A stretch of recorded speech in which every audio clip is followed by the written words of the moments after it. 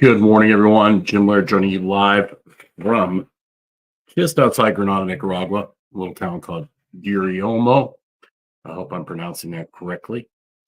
Hope you're doing well today. Dr. Stillman should be joining me here shortly. I had a wonderful weekend. Really enjoying this new area that I'm in. There's so many neat things to do. The area I was in before was pretty remote. And so it's a lot better here. There's a lot more options. Dr. Stillman is signing on as we speak. So I encourage you to let us know in the comments. Please like and subscribe, obviously to help us get the word out on this. We're going to be doing a live every Monday at 10 a.m. We would encourage you to let us know what you want our take on. We'd love to give our take on different things, whether it's certain things, certain influencers have said, or certain topics that you'd like us to talk about. We'd love to talk about them here on the Monday Live, and then do a deeper exploration of the topic on Thursdays. And no topics within reason are off limits. So particularly behind the, I guess not a paywall, but behind the StreamYard wall, I guess you would call it. Good morning, Doctor. How was your 4th of July weekend? It was great, Jim. How was yours?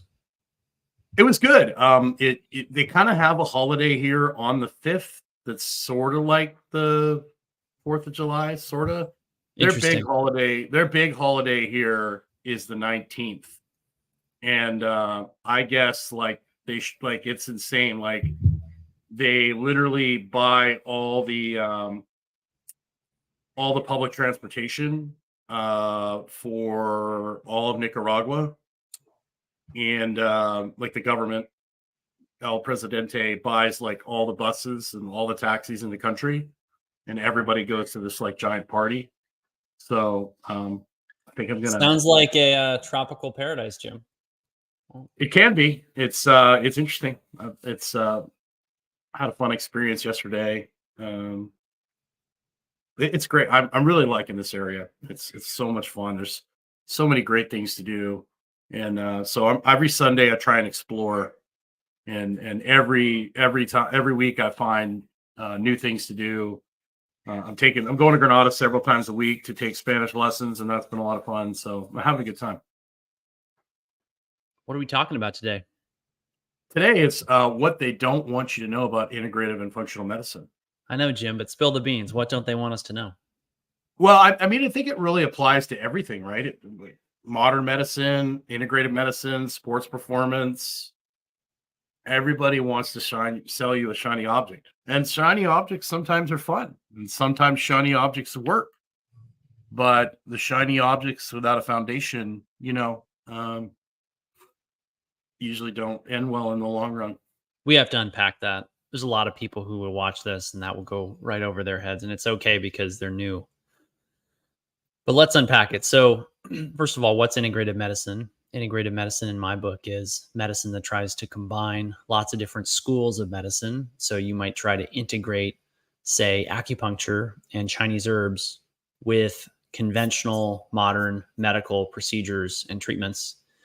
And more typically, you're adding things like, for example, say PRP, platelet-rich plasma, which is natural, but it is done with needles and injections and so on and so forth. So it's not exactly 100% natural in the sense that it doesn't just cut, you can't go out into the woods and find it and cut it off of a tree, right? So integrative medicine is a really, really, really broad spectrum of things. And it's actually how I describe what I do. Although I'll also describe it as functional medicine, but that's mostly because functional medicine has become the 10,000-pound gorilla in the room as far as what people understand or what they call what I do. So when Jim talks about shiny objects, it's our, I guess, tongue-in-cheek phrase for essentially I don't know how to describe it, but it's a shiny object. Let's give people some examples. A shiny object would be like a very complicated workout routine or exercise machine. And people will look at it and they will say, this is amazing. It's so good. It's new. No one's ever done it like this before. We're getting better results than ever. But you talk to a 25-year strength and conditioning coach veteran like Jim, and he says, I can see why that works, but I don't need another $15,000 machine in the gym to get those results. I can get those with a couple of dumbbells, kettlebells, a couple simple machines, maybe some boxes, maybe a couple stairs, some foam rollers, some exercise mats, right? In my world, it's the new designer drug. Oh, we've got this amazing new, I mean, I'll never forget this. I had this interesting call with a gentleman who was calling me saying, look, I can't stand my cold sores anymore. I want you to get me a basically like compassionate use waiver from the FDA for an experimental vaccine to get rid of my cold sores. And I'm looking at this product and I'm researching it and I'm talking to people who run the company and are doing the R&D. And I'm just thinking to myself, really? This guy wants to try a novel therapeutic that's nowhere near market. He's asking me to do the research for him. And I know in the back of my mind, he's not, I don't need this. This is not a necessary thing for him. I told him that, and I refused to write the orders for it. Because the truth is people don't need fancy designer drugs. They don't need, pre to market or experimental treatments for the vast, like 99.99999% of problems. They need to do what we already know works, and they need to do it consistently over a long enough period of time and fall in love with the process rather than fixating on the results. And that is how amazing results happen. And what's funny about that is that I've listened to different people in all kinds of different fields of experience: fitness, strength and conditioning, longevity, every type of field of medicine, from regenerative medicine to orthopedics to internal medicine and its subspecialties, to business, to relationships, to whatever. There's this common thread. People will always come back to this, even if they don't lead with it, even if they don't explain it all the time. If you do the things that fundamentally create the state that you desire, wealth, business success, happy relationships, a strong body, a flexible body, sound sleep, endurance, freedom from an illness. If you do those things consistently over a long enough period of time with the right intensity and duration, you get results. And that's what we do instead of constantly fixating on shiny objects. I would compare it to somebody who gets plastic surgery, and plastic surgery is a tool, and there's nothing wrong with it.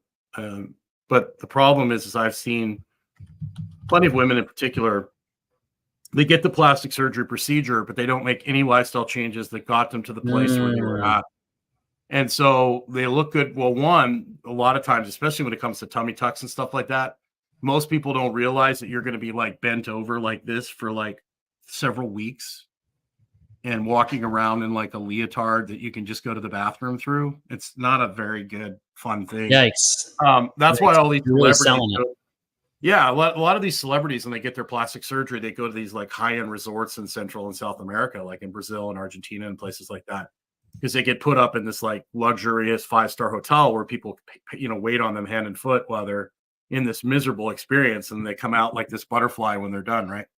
But I've seen tons of people get plastic surgery and they don't change their lifestyle. They don't, they don't get outside more. They don't change their diet. And then, several months later, a year or two later, it's not looking so hot, And so, and especially when you start taking like chunks of fat out of people, when it comes back, it tends to look a little weird.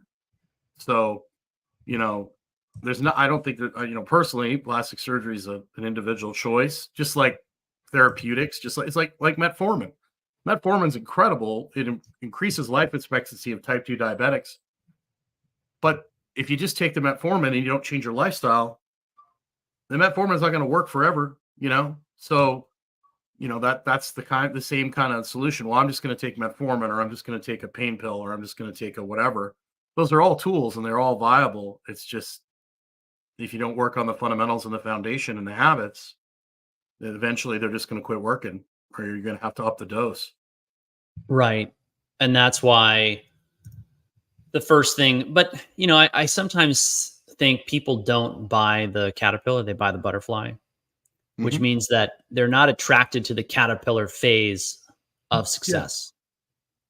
You have to show up and do this and do that. And it's really not that unpleasant. It's not that hard.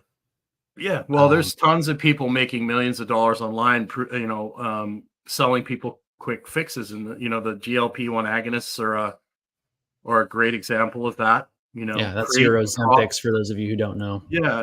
Create a problem, provide a solution, right? And so there's a lot of that going on in our world right now. We create the problem, and then we provide you with a solution that might be a solution, or maybe it's not a solution, or maybe it's a solution to something else that we can't talk about here. But, so that's, everybody wants this quick and easy way. But here's the crazy thing. Like, if you do the basics, if you take care of yourself, if you just make a half-assed effort improving your nutrition and improve your sleep, and you work out a couple times a week, I've seen insane results with people on their blood work, their labs, their health, just by making an attempt at it. You don't have to be perfect, right? And so I think the standards with, photoshopping on Instagram, with everybody, these influencers sharing their pictures and, thinking that that's ideally healthy, walking around ripped and shredded, which has a negative effect at some point. Everybody's thinking you've got to train like this maniac to improve your health. But really, if you're consistent over time, if you're a normal person that doesn't have any like crazy autoimmune diseases, you can make a pretty serious dent in your health just by, not eating like an a-hole and getting outside and getting some sunshine and lifting weights a couple times a week. You can make some massive improvements. Right. And this is not in the best, well, how do I put it? This does not work for the profit model of the current prevailing economic paradigm. What I mean by that is insurance makes their money on you being afraid that if you don't have it, you're going to go bankrupt. When in reality, they don't pay for you to be healthy. You get to your deductible, you're already out thousands of dollars. Then you start to get the bills in, and they're nickel and diming you for everything. There's all kinds of gotchas. And well, we didn't say we were going to cover that. Well, you got hit by a car on the third Tuesday of the month before tax day. So, that wasn't in your plan or whatever. I was recently talking to my in-laws about this, and they were telling me about how when their house was damaged by a hurricane, they had clear hurricane damage. It was clearly covered by their policy, and they had to take the insurance company to court to get them to pay for the damage. And he's a general contractor. Trying to beat him in court on an insurance claim for a home that he owns and lives in is a losing game, but they did it anyway. And this is why everyone hates their insurance company. I mean, find me one person who likes their insurance company. They're going to be some totally out of touch billionaire who just, it's like they lose more money in their business through rounding errors than they do on their premium every month. But everyone hates, except in California. What do you mean? Did you hear about all the insurance companies that are leaving California? Like Geico left, State Farm is threatening to leave because of the like the fires and things like that that basically were basically because of the utility company didn't do their due diligence and didn't like trim the trees, and they didn't do the things that they needed to do. It was basically the utility company and the state out of neglect. And so all these homes burned down, and the insurance companies in California were losing so much money because of and they won't fix the issue. So it's going to keep happening. So they have to raise their rates by like 40, 50, 60%. And they just said it's not worth it. We're just going to leave. So they've lost like Allstate, Geico, State Farm is threatening to leave unless they're allowed to raise their rates by like 55%. And This is so, a great example of where people didn't pay attention to the fundamentals, and now they're really upset with their yeah, insurance bills. So, I mean, I used to live in California. I love the state. Family's still there. Some family's still there. But the sad thing is, what happens to a land, nation, state, country, whatever, when you destroy all of the natural features that maintain and hold water in the environment, and then you use it in an incredibly reckless, wasteful way, your land dries up, and over enough time, the land then invariably develops recurrent fires. And there's lots of other problems I'm sure I don't even know about, but basically what's happened in the last 150, 170 years. Fun fact, my great-great-grandfather, Jacob Davis Babcock Stillman Jr., say that 10 times fast, was actually one of the original explorers of California who came over in the gold rushes of the 1840s. And he's written one of the most comprehensive accounts of pioneer life in California. When he came over to California, the area was still very much inhabited by Native Americans who lived in harmony with the land, not overexploiting it. And there were many, many beaver in California. And the beaver will build dams, and then the dams will back the water up, and then the water will back up in such a way that it will create another area where it's overflowing. And then the beaver will have babies, and then the baby beavers will go over to that place where the water's falling downhill or spilling over, and they'll build a dam there. And in this way, all of the rivers, I mean, I don't know if people realize this, but the rivers and streams of the United States are not some kind of mistake. You can confirm this very easily. Water goes from top to bottom as fast as possible. The reason our rivers and streams snake and meander the way that they do is that this continent was covered by beavers for generations, millennia. And they created this landscape where the water backs up into the hills. And so there's tons of topsoil. There's lots of vegetation. There aren't problems with recurrent forest fires at scale. I'm not saying there were never forest fires. That would be silly. But there was this natural fire break provided by the beaver. We killed all the beaver. We turned them into hats that people don't even wear anymore. And now it's like, well, we built some hydroelectric dams, and we've got some reservoirs and the way that they do, flooding irrigation in Southern California. It's the most wasteful way to use water ever. It's the best way to get rid of it all. The best way to store water is in the land, in the vegetation. And this is exactly what's going on with people's health. People destroy these natural, healthy habits that confer good health and longevity. Going outside, low-level physical activity, walking, personal connection.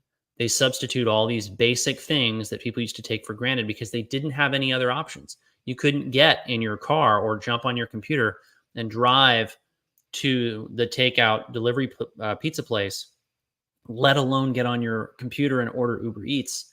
You had to get up, go to the kitchen, cook something that you'd gathered, hunted, foraged, processed yourself with your family, with your own two hands. And as a result, people were really healthy, and now they're really unhealthy. And it's not any different. It sounds like somebody actually designed this very complicated video game that we live in. If you look at nature and how it works, and that's really the big thing about Western civilization that's really sad is, has it accomplished a lot of great things? Sure. But how much more success could we have had if we actually worked with nature instead of trying to, looking at the beaver as a pest, Dominate and pillage it? Yes. I mean, I've talked about this with a couple of different people. Imagine if instead of like killing all the bison and the buffalo when they came here to the United States because they basically wanted to starve the indigenous people out. What if they actually worked with the bison and basically allowed them to roam like they had for thousands of years, harvested them? People have their own vegetable gardens. I mean, you could literally feed, I bet you, with the amount of bison that were roaming the land when they first started settling in the United States, you'd probably feed the whole country today, plus some easily. Like they said, you could, for miles, you couldn't see the ground because there was so many bison. They've got pictures of them shooting them off the train, bones piled up like stacks and stacks high. So Right. imagine if they had just let those things roam and then just harvested the ones they needed. It could have easily fed a lot of people like that. Yeah, and people sadly treat their health the same way as people tend to treat the environment. I'm going to, a typical weight loss strategy is a classic example of this, right? I'm not going to treat my body well and love it and work with its rhythms and natural needs and desires and variations. I'm going to starve myself, jump on a treadmill, and punish my body until it literally can't hang on to any of the fat that I want to burn. Never mind the fact that this is a great way to lose your bone mass, your muscle mass. We see a lot of patients who are struggling with chronic disease, chronic illness, and their health crisis is directly related to, coincidental with, a serious, how do I put this? They were trying to achieve a very specific fitness goal without respect for the underlying needs of their body. They'd been cutting weight, they'd been staying shredded and really lean for years. They weren't living a balanced life. They were smoking and drinking on the weekends and then burning the candle at both ends during the weekdays. And, shiny objects get their attention a lot of the time, feel better, look better, sleep better. They come to us, they're on Ambien for their sleep. They're on, Adderall for their focus. They're using 3, 4, 5 cups of coffee to get through the day. They don't understand why they're anxious. It's very common. We see it all the time. And helping them understand why they've had the health crisis that they've had is a big part of the process of getting them back on track. And it's not that hard. It is very possible. It takes time and it takes diligence. It takes focusing on those fundamentals rather than just chasing shiny objects and putting the right string of shiny objects together, to be honest with you, because it's not like we don't use them. Right. Yeah. Well, so and why don't we actually take a look at why are you treating your body like a dumpster fire, like an ashtray? Like, why are you doing that to yourself? Like sitting down and taking a good hard look at, like, why are you abusing your body? Like, what, a lot of it has to do with our modern lifestyle. It just makes you feel horrible. Yeah. One of my favorite questions that you ask people is, what are you running from? It's a great question. Correct. So Bren says, I like the health sharing ministry I'm involved with. It is a disruptor to the insurance industry, which is really sad. So I do have as well a healthcare sharing ministry instead of insurance. This is not financial or health insurance advice, something like that. This is the part where I give you some kind of disclaimer that I'm not here to tell you what to do. But it is worth knowing. I mean, people should do their research on these other options because, I have tons of patients with healthcare sharing ministries. I don't get a lot, if any, complaints, certainly not compared to insurance. And yeah, that's where I've contracted for my healthcare, or I guess I'll say it's really more of a catastrophic policy that I have, that if I get hit by a bus or, hurt in some kind of accident, they'll help pay the bills. So Don't get hit by the bus, doctor. It's unlikely. There's not a lot of buses around here, but anyway, there's lots of buses here. The chances of me getting hit by a bus are much, much, much higher. Yeah. So I think, So Jill, hi Jill, mentions that she wishes the healthcare sharing ministries took those with pre-existing conditions. Yeah, that's fair. Some of them do, some of them don't. I think they have various policies on that. So Jim, let's get back to the title, what they don't want you to know about integrative medicine. So when I think about this title, in addition to, I feel like we rambled around the title for a while. I like rambling. I know. We could be more focused on Thursday. So you need to get on the email list so you can hear our focused discussion, our deep dive on this topic Yes. That email goes out. Everybody That knows. email goes out Wednesday nights. So get on our email list. Go to Stillman Wellness. Go to the bottom of the page. Put your Yes. email in. You'll get an email Wednesday night. You can join us where we won't be so scattered. Unless you want us to be scattered, then you can make us be scattered by asking questions. Well, I don't think we're necessarily scattered. I just think that the reality is, if you want to know what they don't want you to know about integrative medicine, it's kind of the short version is, it can make a lot of the problems that the conventional medical industry Right. uh, spends a lot of money not making progress on go away. Sure. They Sure. don't want people to realize that integrative medicine holds an enormous amount of hope for healing, great outcomes, low costs. I mean, personally, my family, my friends, none of us go to regular conventional doctors unless something's acute or traumatic, or, when patients, for example, come to me and say, look, I've got a new lump, bump, say it's a cancer, it could be a cancer. I always tell them to get their options, go to the conventional doctors, see what they have to offer. But those doctors leave so much value on the table when it comes to integrative medicine. There's all these things you can add that help you look, feel, and perform better. And we will get people out of or off of medications they've been taking for years, because we get to the root cause of what's really going on. And that's really what they don't want people to know about integrative medicine. It has all this promise. Going back to the shiny objects that we talked about earlier, it's also really important for people to realize that we get those results in integrative medicine by focusing on the fundamentals, not necessarily by just focusing on these shiny objects. So Jill, actually, I want to talk about this comment, Jim. So Jill mentions, I think most need to wake up to the fact that our system is not designed to promote health. It is a disease management system to keep you entrapped for their profit. That is 100% the case. And that is what well said. Are providing an answer for at my medical practice, stillmanmd.com. Well, and I think the thing too is most people don't realize is the integrative functional medicine is sold as something that can be better, and it certainly can be and has the potential to be. But when you start getting into some people in the space with the hundreds of thousands of dollars in lab tests and supplements and everything else, it can be just as yeah, I've heard people call it, it's just like conventional medicine, but instead of using drugs, they're using supplements and herbs. Correct. Mm-hmm. And I call this paradigm therapeutic whack-a-mole. Oh, you've got gout. Well, here are the 5 herbs and 3 supplements we use for that. Oh, you've got headaches. We won't talk about the fact being right. Your circadian rhythm is messed up and you're drinking too much booze and all the rest of that stuff. Right. And people need to realize that the doctors in the integrative space resort to that level of care because patients are not asking because they don't necessarily know for something more sophisticated. And also because there's a huge deficit in the training of clinicians in what we would call coaching.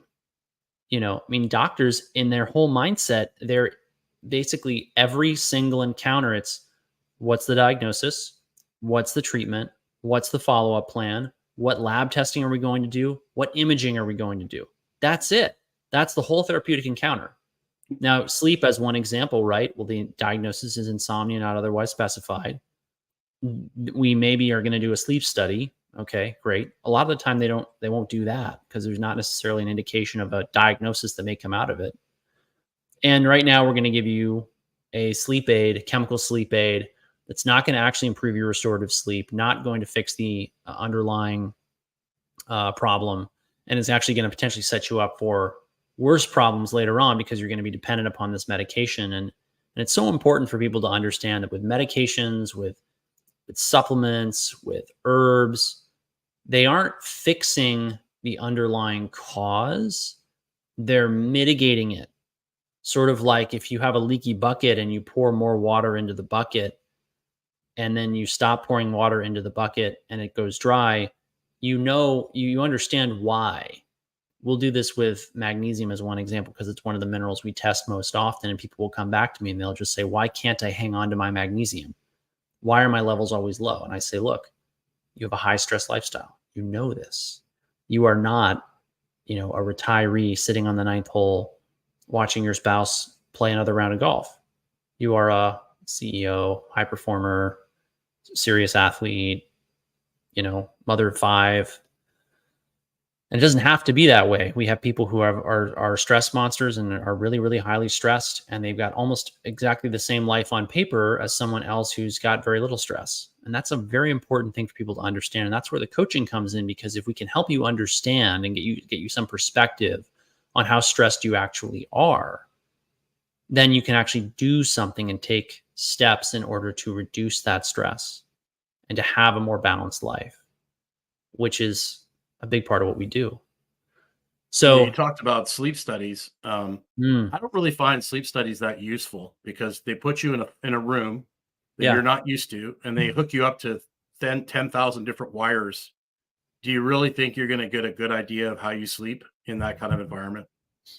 So I don't really particularly like the data that you get from sleep studies. Some of the sleep trackers might not be as accurate, but you're getting a general idea of, like, at least when they go to sleep and when they wake up, and particularly how much they're moving during the night. So at least you're in your normal environment. Right. Although obviously they still have some use and utility. Correct. You'll find just weird things in sleep studies. But the funny thing about them is that the vast, vast majority of people's sleep will normalize and can be optimized without all the machines and whatever. I mean, Sure. I'm amazed by all the different, tools in the sleep medicine world, but I can't remember the last time. I can. It's been at least a couple of years since I sent someone for a sleep study. And people come to us with bad sleep all the time, but we fix it, and then they don't need a sleep study. Just going outside alone is so game changing. So Jim asks, can integrative medicine be centralized or decentralized? Jim, it can definitely be either, but I think decentralized is part of the model because it's so easy to get started and it requires so little to operate. Jill mentions so many alternative practitioners or providers do not take the time to work with the low-hanging fruit, since there's no profit in teaching people to sleep, move, decrease stress, and promotion of healthy relationships. We agree. What Jill is talking about here is that, the low-hanging fruit is something we talk about all the time, and particularly on our coaching calls, which you can join by joining our memberships, stillmanwellness.com/membership. Is that it, Jim? Do you want to drop a link? Yeah, or you can just actually go to Stillman. You can actually just go to stillmanwellness.com. That's right, stillmanwellness.com. And right there, that will get you into the Optimal Wellness membership, which is basically $1 a day. Our first Q&A on that is going to be this Thursday at 11 a.m. Eastern. And you'll have the opportunity to join the VIP program, which gives you an additional 2 question and answers with Dr. Stillman and myself, and then an additional 6 Q&A sessions with myself. And plus access to our Fundamentals of Wellness course per month, plus access to our Fundamentals of Wellness, plus access to our weight loss course, our thyroid course, our testosterone course, a whole bunch of stuff. You get a whole bunch of stuff. But the most important thing is you get to interact with us on a regular basis. So you can just go to stillmanwellness.com for that. If you just want to support us, we'd love to have your support so we can continue to do these lives. It's like $1 a day. You can cancel it at any time. So we'd appreciate your support. And we're actually supposed to run a 4th of July special. We didn't do this, but if you put in freedom, all caps, you'll get 50% off the first month of the membership. Yes. Back to the low-hanging fruit. So low-hanging fruit means we talk about this a lot on the coaching calls, because people will come to us and they'll say something like, well, what about tyrosine? I heard that tyrosine can really help with my mood and my energy. And we'll say, well, are you going outside? Because you need light in order to stimulate the transformation of aromatic amino acids into neurotransmitters and hormones that are made from tyrosine. Are you eating a protein at every meal? You get tyrosine. It's an amino acid. You get it from protein. Are you getting good sleep? You need that in order to regenerate your body overnight so that you can, in your cells, make things from tyrosine. People will say, no, not doing those things. We'll go through a whole list of other things as well. that we can fix before we start reaching for yet another supplement. So, well, and I would compare lifestyle change, particularly it's doing the dirty work in like football or basketball. It's like laying a pick or getting rebounds or blocking, on the offensive line, or, you're a running back, a fullback, you're doing lead blocking. That's the glorious, non-glorious job that nobody wants to do. It's tedious. It's repetitive. You're saying a lot of the same things over and over. It's not very exciting. But it needs to be done. Like you need to, that's why the greatest coaches are almost obsessive compulsive, like your Nick Sabans, your Bill Belichick's. It's an obsession with the fundamentals, an obsession with the basics to the point where the players are annoyed about it. Like, really, are you going to tell me about like that again? But those are the programs that win. Those are the people that are successful. that's Mr. right. Miyagi, Karate Kid, wax on, wax off. Why am I washing this car and why am I painting my fence this way? And then he punches him and he does all the things that he'd been doing for hours. Wasn't very exciting, but it was very, very, very productive. So, these are things that, and it's not easy as a coach.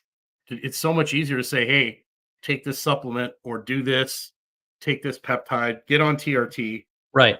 The problem with that So is you nice. might have some success in the short term. Mhm. In the long run, you're going to have to go back and teach them the basics and the fundamentals when that stuff quits working, or if they end up, crashing their car at 80 kilometers an hour instead of 60. Well, we see this all the time. People have already been, and the other piece of that it's worth mentioning is that there's a lot of profit in recommending the products, right? It's I mean, the standard operating procedure right now in integrative medicine is someone books a consultation for some kind of low ticket price, and it could be high, it could be $500, it could be $1,000. But behind that, there's $1,000 in labs, $1,000 in supplements. We'll have people come to us complaining about the fact that everyone they go to, even in the integrative space, where you're supposed to be looking for the root cause and getting to the bottom of things, they just put me on another supplement for every problem I had. I mean, I would work with people and see, oh my gosh, this practitioner is doing integrative medicine and you're on 30 different things. How do you even keep track of them?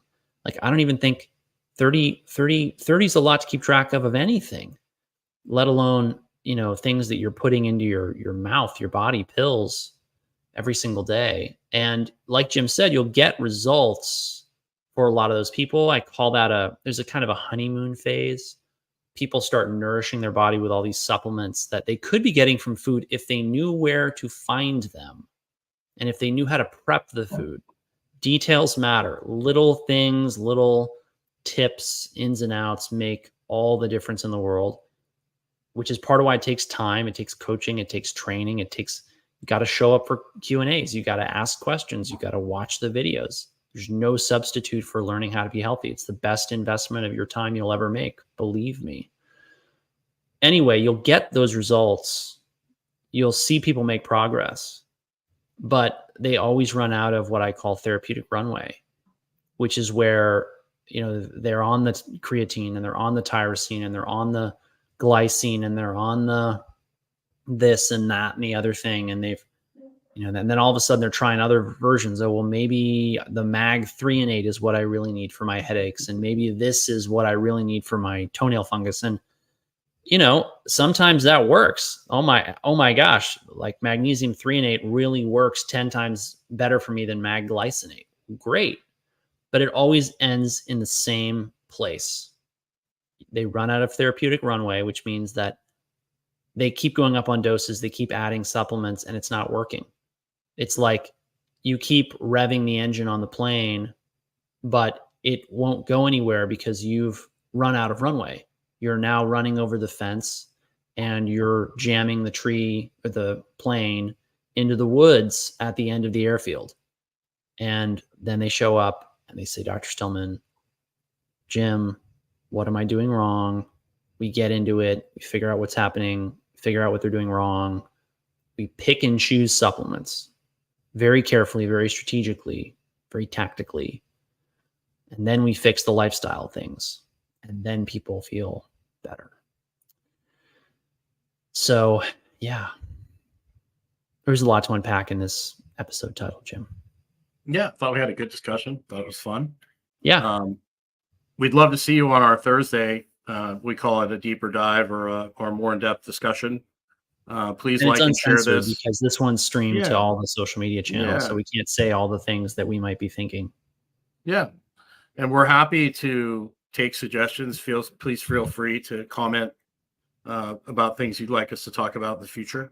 And if you go to Stillman Wellness, go to the bottom of the page, get on the email list, you'll be able to get on those Thursday calls.